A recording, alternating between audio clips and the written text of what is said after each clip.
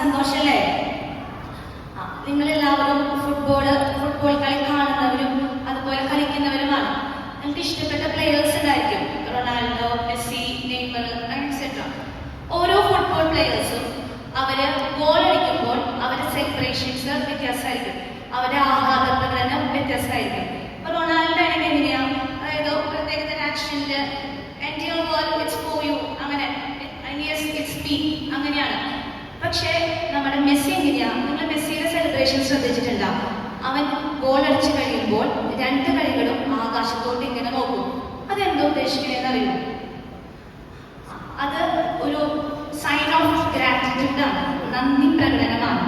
അതായത് അവന്റെ മരിച്ചുപോയ അവന്റെ മുത്തശ്ശിക്ക്, അവന്റെ ഗ്രാൻഡ്മയ്ക്കുള്ള ഒരു നന്ദി പ്രകടനം. അതായത് അവനെ ഫുട്ബോളിലോട്ട് നയിച്ചതും അവനെ പ്രോത്സാഹിപ്പിച്ചതും ഈ ഗ്രാൻഡ്മയാണ്. അപ്പൊ അവൻ ഓരോ ഗോൾ അടിക്കുമ്പോഴും അവൻ ആ മുത്തശ്ശിനെ ഓർക്കുകയും അതുപോലെ തന്നെ നന്ദി പ്രകടിപ്പിക്കുകയും ചെയ്യാണ്.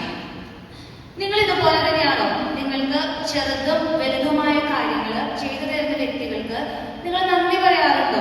നന്ദി പറഞ്ഞിട്ടുണ്ടോ? അതോ ഇന്നൊരു പുതിയൊരു പ്രഭാതം ദൈവം തന്നു, ദൈവത്തിന്റെ കരുണയാണ് ഓരോ ദിവസവും, ആ ദിവസം നിങ്ങൾ നന്ദി പറഞ്ഞിട്ടുണ്ടോ? ദൈവമേ, ഇന്ന് തന്ന ഈ സുദിനത്തിന് ഞാൻ നന്ദി പറയുന്നു. അങ്ങനെ ആരെങ്കിലും പറയാറില്ല, പറഞ്ഞിട്ടുണ്ട്. അതുപോലെ നിങ്ങളുടെ പാരന്റ്സ് നിങ്ങൾക്ക് വേണ്ടി അധ്വാനിക്കാണ്, നിങ്ങൾക്ക് നല്ല വസ്ത്രങ്ങള്, നിങ്ങളുടെ വിദ്യാഭ്യാസം, അതുപോലെ നിങ്ങൾക്ക് നല്ല ഫുഡ് തരുന്നു. ഇതൊക്കെ നിങ്ങൾ കണ്ടറിഞ്ഞ് അവർക്ക് നന്ദി പറയാറുണ്ട്. നിങ്ങളുടെ ടീച്ചേഴ്സ്, നിങ്ങളെ അറിയാം, ക്ലാസ്സിൽ നിങ്ങൾ ഒരു ദിവസം പകുതി സമയം നിങ്ങൾ ക്ലാസ്സിലായിരിക്കും. നിങ്ങൾ ടീച്ചേഴ്സിനോട് ആത്മാർത്ഥമായിട്ട് നന്ദി പറയാറുണ്ടോ? അതുപോലെ നിങ്ങളുടെ ഫ്രണ്ട്സ്, നിങ്ങളുടെ റിലേറ്റീവ്സ്, ഇവിടെ നിങ്ങൾ നന്ദി പറഞ്ഞിട്ടുണ്ടോ? തിരുവചനം പറയുന്നുണ്ട് 1 തെസ്സലോനിക്ക 5:18 എല്ലാ കാര്യത്തിലും നിങ്ങൾ നന്ദിയുള്ളവരായിരിക്കും. എല്ലാ കാര്യത്തിലും, ഒരു സ്പെസിഫിക് ആയിട്ടുള്ള കാര്യങ്ങൾക്ക് വേണ്ടി മാത്രമല്ല, എല്ലാ കാര്യത്തിലും നന്ദി പറയാം. ഇപ്പൊ നിങ്ങളുടെ ക്ലാസ്സിൽ നിങ്ങളുടെ പുസ്തകം വീണു, തൊട്ടപ്പുറത്തുള്ള കുട്ടി നിങ്ങൾക്ക് പുസ്തകം തന്നു, നിങ്ങൾ നന്ദി പറഞ്ഞിട്ടുണ്ടാവും. അതുപോലെ നിങ്ങളുടെ ഓട്ടോറിക്ഷയിൽ നിങ്ങൾ കയറുവാണ്, ആ ഓട്ടോറിക്ഷയുടെ നിങ്ങൾ അപകടം കൂടാതെ ലക്ഷ്യസ്ഥാനത്തേക്ക് എത്തിച്ചു, നിങ്ങൾ നന്ദി പറഞ്ഞിട്ടുണ്ടോ? എല്ലാ കാര്യത്തിലും, ചെറിയ കാര്യങ്ങൾ പോലും ആണെങ്കിലും നിങ്ങൾ നന്ദി പറയാൻ ശീലിക്കാം. നമുക്കറിയാം, സുവിശേഷത്തില് 10 കുഷ്ഠരോഗികളുടെ കഥ പറയുന്നുണ്ട്. അല്ല, 9 കുഷ്ഠരോഗികള് നന്ദി പറയാതെ അവർ പോയി, ദൈവത്തെ ഓർത്തില്ല. എന്നാൽ ഒറ്റ കുഷ്ഠരോഗി മാത്രമാണ് തിരിച്ചു വന്ന് ദൈവത്തിന് നന്ദി പറഞ്ഞത്. നമുക്ക് 2 ഓപ്ഷൻസ് വയ്ക്കുന്നുണ്ട്. നിങ്ങൾക്ക് വേണമെങ്കിൽ 9 കുഷ്ഠരോഗികളെ പോലെ നന്ദി പറയാതെ സ്വന്തം കാര്യം നോക്കി പോവാം.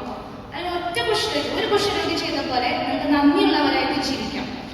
നന്ദി പറയുന്നത് കുറച്ച് ബുദ്ധിമുട്ടുള്ള കാര്യമാണ്. പക്ഷെ നന്ദി പറയുമ്പോൾ നമ്മൾ താഴ്ന്നല്ല പോണത്, നമ്മൾ വലുതാവാണ് ചെയ്യുന്നത്. അതുപോലെ തന്നെ മറ്റുള്ളവർക്ക് ഒരു സന്തോഷമാവുകയാണ് ചെയ്യുന്നത്. നിങ്ങളുടെ ലൈഫിൽ നിങ്ങൾ നന്ദിയുള്ളവരായിട്ട് ശീലിക്കുക, നന്ദി പറഞ്ഞ് പഠിച്ച് ശീലിക്കുക. ഇത്രയും നേരം നിങ്ങൾ എന്നെ ശ്രമിച്ചുകൊണ്ടിരുന്ന എല്ലാ കുഞ്ഞുമക്കളും